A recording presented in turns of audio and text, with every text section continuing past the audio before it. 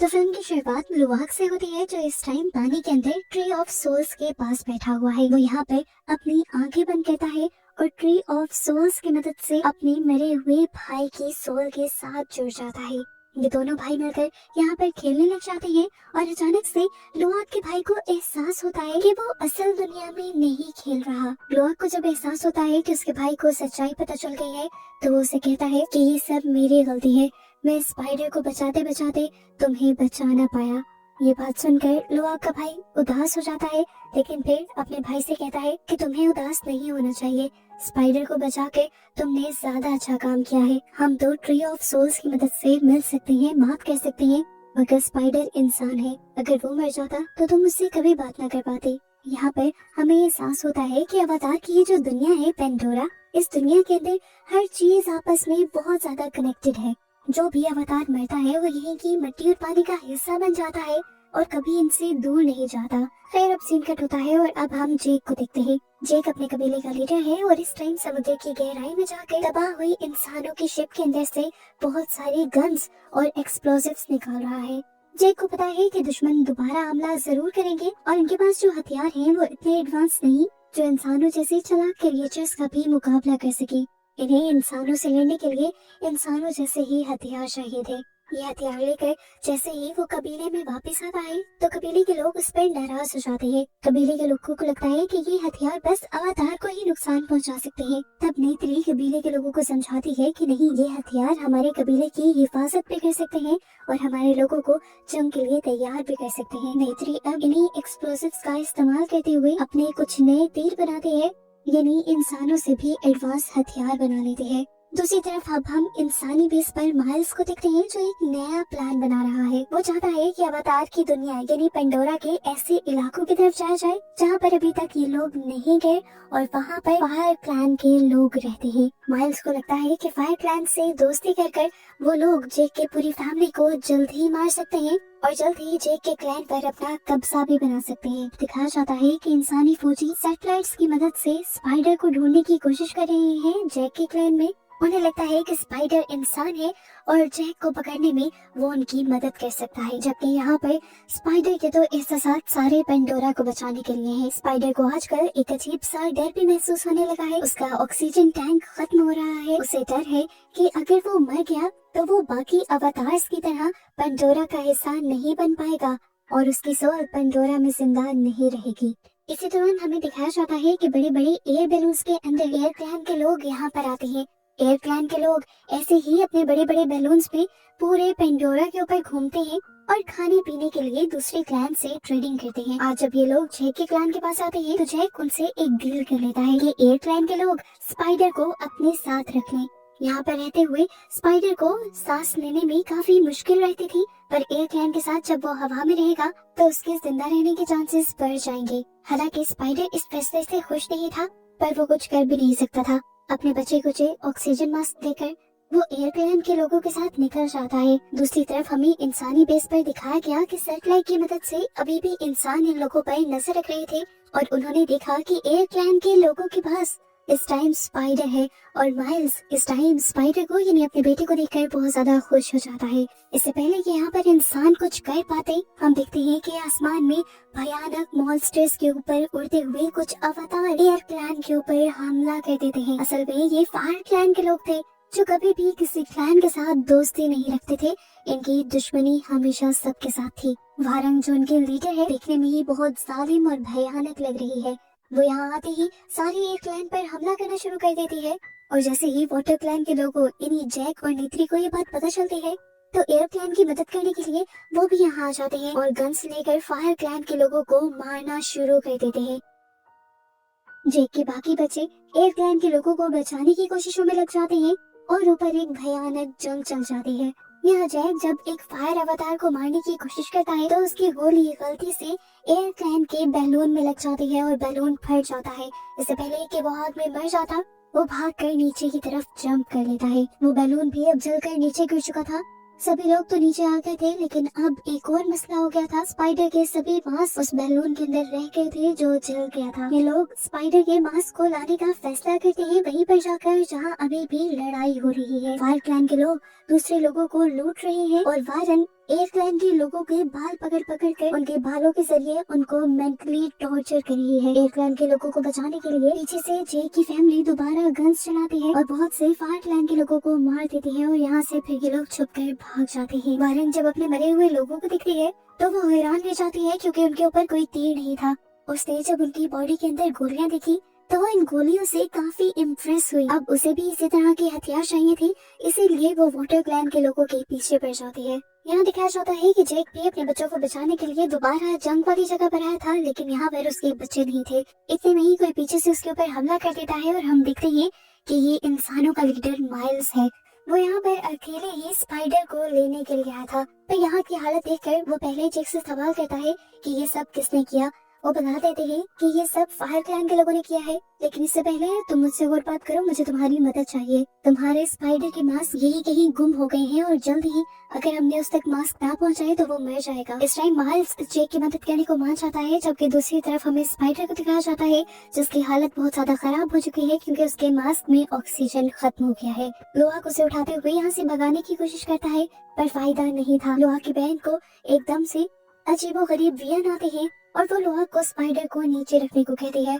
फिर वो अपने बालों को ट्री ऑफ सोल्स के साथ जोड़ लेती है और उसके माइंड में कोई उसे कुछ बताने लगता है। उन्हीं बातों को फॉलो करते हुए वो स्पाइडर को एक बीज खिला देती है, जिसकी वजह से स्पाइडर की भी बॉडी अब अवतार की बॉडी में चेंज होने लगी थी और अब वो इस पेंडोरा यानी अवतार वाली दुनिया में सांस ले सकता था। सब लोग लोहा की बहन पर बहुत ज्यादा हैरान होते हैं कि उसने सब कैसे किया था। तो वो बताते हैं कि शायद मेरे माइंड में गॉडेस ने वो सब कुछ डाल दिया था। खैर ये लोग इस टाइम बहुत ज्यादा खुश थे और एक दूसरे के गले लग रहे थे, लेकिन तभी फायर क्लैन के लोग इनके पीछे आ जाते हैं और अपनी फायर से इनके ऊपर हमला करने लग जाते हैं। वारंग यानी उनकी लीडर भी इनके साथ आई थी और वो स्पाइडर को यहाँ पानी के एनवायरनमेंट में सांस लेता देखकर हैरान हो जाती है। तब ये बच्चे बताते हैं कि ये सब उनकी गॉडेस की वजह से हुआ है। ये बात सुनकर वारंग को गुस्सा आ जाता है और वो उस लड़की से कहती है कि अगर मैं इसका गला काट दूं क्या तब भी तुम्हारी गॉडेस इसे जिंदा कर पाएगी। बेसिकली वो वाटर क्लैन के लोगों को बस नीचा दिखाना चाह रही थी। इससे पहले कि अब वो स्पाइडर को कोई नुकसान पहुंचाते, यहाँ पर माइल्स आ जाता है जैक के साथ। जैक और उसके बाकी लोग फायर क्लैन के लोगों से लड़ने लग जाते हैं, जबकि माइल्स पीछे से वारंग को पकड़ लेता है। वारंग माइल्स के दिमाग पर कब्जा करने की कोशिश करती है, पर माइल्स मेंटली तौर पर बहुत ज्यादा स्ट्रॉन्ग था और वो अपने आप को उसके कब्जे से छुड़वा लेता है और इस तरह वारंग माइल्स से इम्प्रेस हो जाती है। यहाँ पर वो माइल्स से बातें करती है और माइल्स के पास गन देखती है। गन से वो पहले ही बहुत ज्यादा इम्प्रेस थी और वो माइल्स से गन चलाना भी सीख लेती है, जिसके बाद वो और उसका क्लैन यहाँ पर जश्न मनाते हैं। असल में वो जीत जो गई थी। वाटर क्लैन के काफी सारे लोगों को उसने कब्जे में लिया हुआ था, जबकि यहाँ पर हमें नेत्री को दिखाया गया जो जख्मी थी और उसके लोग उसे अब रेस्क्यू कर रहे थे। वाटर क्लैन के लोग जो यहाँ पर कैदी बने हुए थे वो देखते हैं कि वारंग एक बहुत ही अजीब लीडर है। वो अपने लोगों को अपने पावर से खास किस्म की ड्रग्स देती है, जिससे उसके लोग मदहोश होकर उसी की पूजा करते रहते हैं। ये अजीब चीजें देखते हुए वाटर क्लैन के लोगों को अच्छा मौका लगता है यहाँ से भाग निकलने का। एक लड़की यहाँ पर अपने बालों को ट्री ऑफ सोल्स के साथ मिला लेती है और ट्री ऑफ सोल के जरिए यहाँ के सभी पौधों से कनेक्ट होकर वो पौधों के स्पाइक्स से इन सभी फायर क्लैन के लोगों के ऊपर हमला करवा देती है। पौधों के स्पाइक्स यानी कांटे तीरों की तरह जाकर फायर क्लैन के लोगों को जख्मी कर देते हैं और जब वो लोग तड़प रहे होते हैं तब वाटर क्लैन के लोग बचकर यहाँ से भाग निकलते हैं। सीन कट होकर हमें अगले सीन में दिखाया जाता है कि जैक की पूरी फैमिली के पास माइल्स आता है और उससे डिमांड करता है कि तुम मेरे बेटे को मुझे वापस दे दो। तब जैक कहता है मैं ऐसा नहीं कर सकता क्योंकि तुम्हारा बेटा तुम्हारी दुनिया में जाना ही नहीं चाहता। अब तो वो हमारी दुनिया में सांस भी ले पा रहा है और ये सब कैसे हुआ है मैं नहीं जानता। ये सारे हमारी दुनिया के ही चमत्कार हैं। फिर इस टाइम माइल्स अपने बेटे के लिए खुश था कि कम से कम वो जिंदा था और यहाँ पर इजीली सांस भी ले रहा था। यहाँ पर नेत्री भी अपना इलाज कराकर अपने क्लैन के लोगों के पास वापस आ जाती है और उसके साथ गए हुए सभी लोग स्पाइडर को बिना मास्क के सांस लेता देखकर बहुत ज्यादा खुश होते हैं। हम देखते हैं कि माइल्स भी इंसानों के पास वापस आ जाता है। माइल्स चाहता है कि वो जैक की पूरी फैमिली को मार दे और साथ ही साथ अपने बेटे जैक को भी यहाँ ले आए, लेकिन वो जिन इंसान साइंटिस्ट के साथ मिला हुआ है वो इस टाइम सिर्फ स्पाइडर को हासिल करना चाहते हैं ताकि उसके ऊपर एक्सपेरिमेंट्स किए जा सके। दूसरी तरफ अब जैक स्पाइडर को लेकर अच्छे साइंटिस्ट के पास जाता है जो अवतार की मदद करते हैं। जैक साइंटिस्ट से पूछता है कि क्या स्पाइडर पहले जैसा हो सकता है। साइंटिस्ट स्कैन करके बताते हैं कि गॉडेस ने उसकी बॉडी में अवतार वाली बहुत सारी चीजें डाल दी है और अब अगर उसकी बॉडी को चेंज किया गया तो वो शायद मर जाएगा। वो दिखाते हैं कि अब स्पाइडर के सर में वो टेल भी आ गई थी जिस टेल के जरिए अवतार अपने आप को पेंडोरा यानी अपनी दुनिया से जोड़ा करते थे। इधर हमें दिखाया जाता है कि वो लड़की जैसे स्पाइडर के अंदर चेंजेस किए थे वो बहुत ज्यादा हैरान थी कि वो ये सब कैसे कर पा रही थी। हालांकि गॉडेस का कुछ अच्छा सिग्नल उसके पास था भी नहीं। वो बहुत ज्यादा परेशान हो जाती है तो यहाँ उसके क्लैन के लोग उसे सच्चाई बताने के लिए तैयार हो जाते हैं। इस बच्ची को बताया जाता है कि तुम्हारी मॉम दरअसल एक इंसान थी और बहुत ज्यादा बीमार थी। उनको बचाने के लिए उनकी सोल को एक अवतार की बॉडी में डाल दिया गया, लेकिन वो फिर भी पूरी तरह अवतार नहीं बनी और इस तरह अचानक से बॉडी चेंज होने की वजह से पता नहीं कैसे लेकिन वो प्रेग्नेंट हो गई और फिर तुम पैदा हुई। तुम्हारा कोई भी बाप नहीं था और इसीलिए हमें लगने लगा कि तुम गॉडेस का दिया हुआ गिफ्ट हो हमारे लिए और इसी वजह से तुम्हारे अंदर एक्स्ट्रा पावर्स भी है। ये सुनकर उस लड़की को थोड़ी रिलैक्सेशन तो होती है लेकिन अब वो दुखी हो जाती है ये जानकर कि उसका कोई भी डैड नहीं है। इस टाइम जेक उदास बच्चे के पास आकर कहता है तुम कभी उदास मत होना, मैं तुम्हारा डैड हूँ और हमेशा रहूंगा। फिर रात हो जाती है और हमें दिखाया जाता है कि दो बड़े बड़े वाटर मॉन्स्टर्स इनके कबीले के पास आते हैं। वो लोग इनके कबीले से माफी मांगना चाहते थे क्योंकि अनजाने में उन्होंने इस कबीले के लिए बहुत सारी मुश्किलें पैदा की थी। दुश्मनों की शिप्स पर हमला करके उनके दुश्मन बढ़ा दिए थे। जेक जो कि कबीले का लीडर है वो फैसला करता है कि माया काल वो मॉन्स्टर कुछ अरसे के लिए उनके कबीले से दूर रहेगा। ये सुनकर लुआक जो कि उस मॉन्स्टर से बहुत ज्यादा करीब था वो गुस्से में आ जाता है, लेकिन जैक गुस्से में उससे कहता है कि सिर्फ तुम और उस मॉन्स्टर की वजह से हमेशा हमारे कबीले में मुश्किलें आती हैं। और ये सुनकर लुआक बहुत ज्यादा टूट जाता है। यहाँ सीन कट होकर हम दोबारा माइल्स को देखते हैं जिसके दिमाग में अभी भी वही चीज है, जेक के कबीले को मारना है और स्पाइडर को हासिल करना है। वो जानता था कि जेक के कबीले को वो अकेले नहीं हरा सकता, इसीलिए वो जेक के कबीले के दुश्मन यानी फायर क्लैन के पास आ जाता है और वारंग से डील करता है कि वो दोनों अपने अपने फायदे के लिए जेक के क्लैन से मिलकर लड़ेंगे। हमें पता चलता है कि वारंग वाटर क्लैन के लोगों के खिलाफ इसलिए थी क्योंकि उसने वाटर गॉडेस से एक मर्तबा एक फेवर मांगी थी, लेकिन वाटर गॉडेस ने उसकी मदद नहीं की और फिर उसने जाकर फायर से मदद मांगी। फायर ने उसकी सारी मुश्किलें आसान कर दी और उसके बाद से उसे लगता है कि सबसे अच्छी फायर है और इस टाइम जो उसके पास पावर्स हैं उसकी वजह से वो वाटर क्लैन के लोगों को आसानी से मार भी सकती है। ये दोनों डिसाइड करते हैं कि जेक के कबीले को मारने के बाद ये दोनों मिलकर पेंडोरा नामी इस दुनिया पर हुकूमत करेंगे। जंग के लिए ये लोग प्लानिंग करने लग जाते हैं। माइल्स वारंग को हाई टेक रोबोट्स और वेपन्स देता है और वारंग जंग के लिए अपनी आर्मी देती है। सीन कट होकर दूसरी तरफ हमें दिखाया जाता है कि स्पाइडर पानी के अंदर अब अपने दोस्तों के साथ जब खेल रहा था तभी वहाँ पर अचानक माइल्स आ जाता है और पीछे से स्पाइडर को पकड़ लेता है। वारंग आकर उसे मेंटली अपने साथ कनेक्ट कर लेती है और यहाँ से ले जाती है और चुपके से स्पाइडर के दोस्त ये सब कुछ देख लेते हैं। इसके थोड़ी ही देर बाद देखते हैं हम कि फायर क्लैन के लोग बहुत बड़े बड़े इंसानी शिप्स लेकर वाटर क्लैन के लोगों पर हमला करने के लिए आ जाते हैं। जंग का माहौल देखकर जैक घबरा जाता है और वो इन लोगों से कहता है कि मैं यहाँ पर कोई खून खराबा नहीं चाहता, तुम लोग अगर मुझे गिरफ्तार करना चाहते हो तो कर लो। माइल्स को भी उसकी ऑफर बुरी नहीं लगती और वो उसे जब ले जाने लगता है तो जैक एक और शर्त सामने रख देता है कि अगर तुम मुझे ले जाओगे तो पीछे से मेरे कबीले पर हमला नहीं करोगे। माइल्स उसकी ये भी शर्त मान जाता है और ये लोग इंसानी कबीले में चले जाते हैं।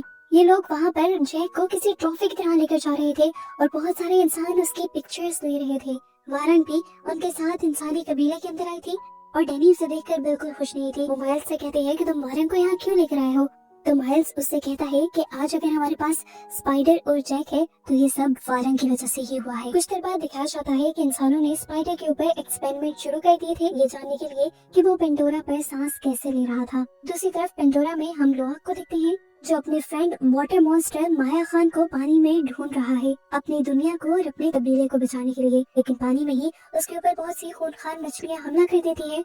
पर यहाँ उसकी किस्मत चल जाती है जो उसके दोस्त एक वक्त पर आकर उसे उन मछलियों से बचा लेते हैं। लुआक ने अभी भी हार नहीं मानी थी। वो अपना सफर दोबारा शुरू करता है और माया खान से मिल भी जाता है। यहाँ उसे पता चलता है कि माया खान के भाई पर भी इंसानों ने हमला किया था जिसकी वजह से वो बहुत ज्यादा दर्द में था और उसकी पूरी बॉडी पर अभी भी इंसानों के वेपन्स लगे हुए थे। यहाँ हमें इंसानों के एक और कबीले को दिखाया जाता है जो वाटर क्लैन के एक होली डे पर वाटर क्लैन के लोगों पर हमला करना चाहते हैं और उनके पावर से अपने आप को इमोर्टल बनाना चाहते हैं, यानी ऐसा बनाना चाहते हैं कि वो कभी ना मर सके।